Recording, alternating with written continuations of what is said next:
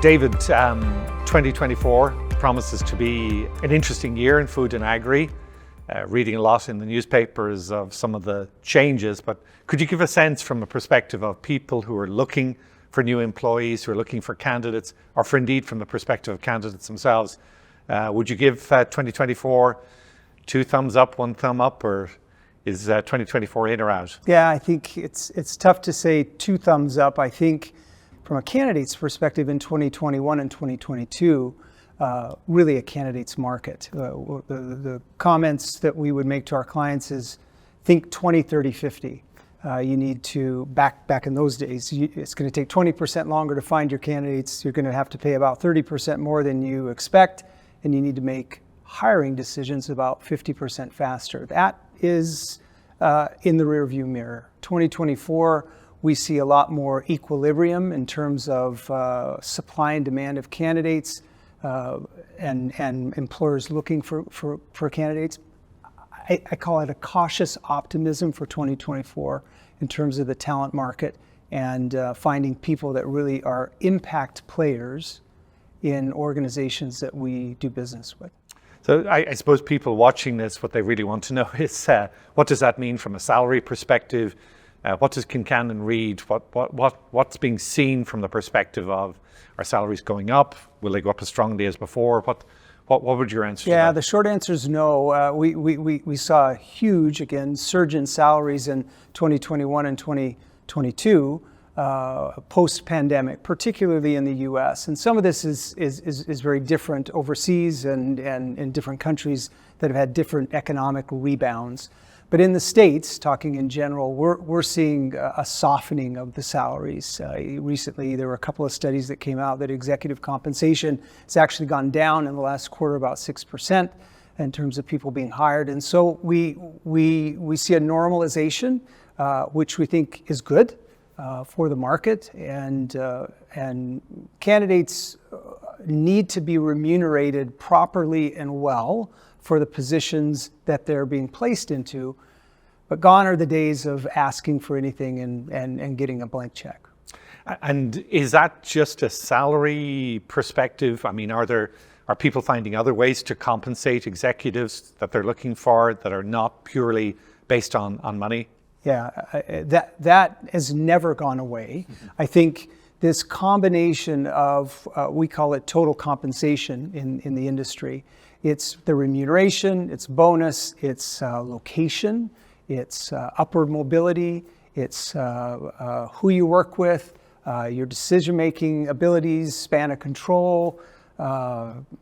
It's all kinds of things, benefits, vacation, time off.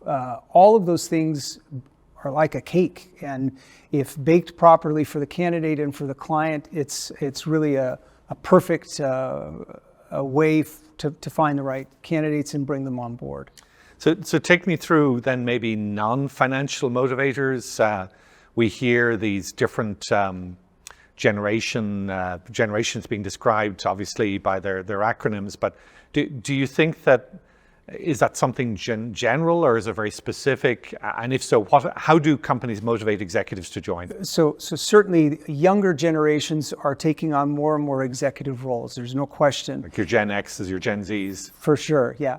Thank you, Gen X. I'm Gen X and don't consider myself young anymore, but we see differences I mentioned the cake earlier. We see differences in the kind of the ingredients, in a cake, how sweet is it, how fluffy is it, et cetera. Those things change, but the mix itself remains the basics. You've got to come with as an employer, you've got to offer your employees all of the above in the right strategic mix for that individual. I think the best placements that we make for candidates, regardless of their generation, is when we have a candid conversation about what they as candidates need and want and how they prioritize and value in a total compensation package, and go back to our clients and work with them to create an offer that meets the needs of that candidate.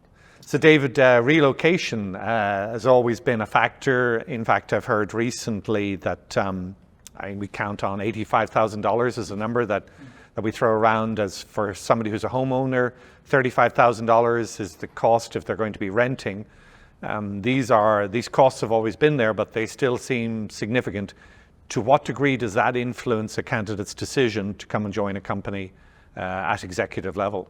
Relocation in general, because it taps into so many different things, has always been a major issue and impediment for making a job change for candidates, and has always been a major cost for employers bringing on the right people. That, whether you're in the middle of a pandemic, whether the economic times, you're in boom times or not so much boom times, that is a major issue. Generationally, we see that individuals that are younger tend to be much more averse to making any sort of a relocation change. We don't see that trend changing at all. Yeah, but take me through a little bit this, because I think this is an interesting one from the perspective of even moving into remote working. We saw COVID changing. We've had a new normal post-COVID, I think, in terms of working practices. How does that play in? Well, McKinsey, I think, said it best. During the pandemic, someone asked a smart person at that firm what was going to stick and what was not going to stick during the pandemic, and their answer was, anything that we like will stick and anything that we don't like will not stick. And in fact, hybrid workplace and working from home and some sort of telecommuting, I think is the new normal. Now, how much and which positions and how long or how much time you have to spend into the office, et cetera, that is still getting worked out. It's really almost on a client by client basis. We see certainly positions that there's no way they can be telecommuting or hybrid, just due to their responsibilities, et cetera. And we see others that when clients come to us and ask to find a wide range of candidates, we tell them that the more they can offer a hybrid workplace, the greater the candidate pool will be for them to attract talent in a tight market. So these are not easy questions to answer, and they're challenging for our clients today. There isn't one answer for everybody, for sure. So for 2024, do you think hybrid is in or out? In. It's in. You've heard phrases of people trying to look as though they're going back to work because they're being forced by their employers. You know, this phrase, coffee badging, I learned yesterday. That's a new one. A new one about coming in, appearing, grabbing your coffee, being seen by your boss and then leaving again.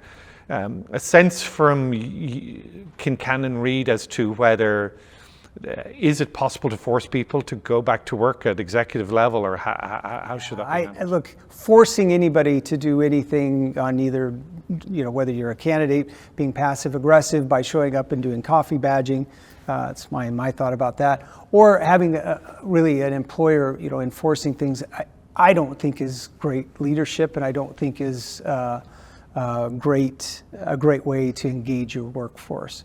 You've got to work with them to come up with reasonable expectations of how much time they need to be in the office. And I'm a big fan of deliverables, and if things are getting delivered and the quality is high and the person can do this from a remote perspective and it doesn't really create other problems for the organization, I think we need to be more open to those possibilities. Having said that, we do a lot in food and ag. Well, we exclusively focus on food and ag, and there are positions that due to growing things or processing, et cetera, that there's just no way you can do that from a remote perspective. So I suppose I could put all of these factors under the bucket of cultural fit. If you're given the choice between finding an executive who's got competence, the ability to do the job, but perhaps doesn't have the cultural fit with the company they're joining, or picking somebody who's got that cultural fit, how important is culture in the setting of your choice of candidate? Culture is used a lot in our business, and unfortunately, it means a million things to a million different people. Exactly. Okay? So I like to try to be more specific when we talk about culture, but here's what I would say. Individuals that come into your company have to have the technical ability to do the work. Okay. I don't think there's a trade-off between culture and technical ability. If you're hiring people that are a great cultural fit but don't have the technical ability, I think you're running a risk. The goal for for employers should be, and the types of individuals we try to find for our clients, have absolutely the technical expertise that they need, and they fit the culture, however that's defined by the organization. It's a both and an and, not an either and an or. Now, describing that culture and diving into things like, well, what's the currency in your organization, and you know, what are the expectations? How do you make decisions? Things like that.